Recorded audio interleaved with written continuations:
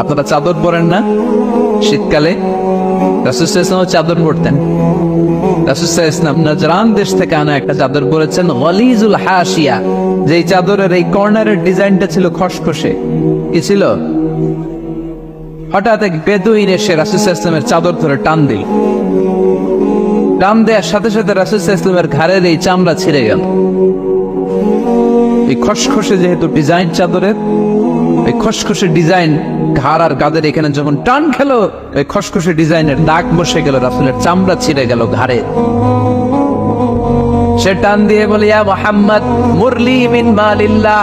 আসছে ভিক্ষা করতে, মূলত ভিক্ষা চাওয়ার ডিজাইন দেখছেন? যার কাছে ভিক্ষা চাবে চাদর ধরে টান। এসে বলে বেদুইন তো, এদের মধ্যে সভ্যতা ছিল না। ইয়া মুহাম্মদ, ও মুহাম্মদ মুরলি মিন মালিল্লাহ, ও মুহাম্মদ আমার খাওয়ার মতো টাকা নাই, তুমি আদেশ করো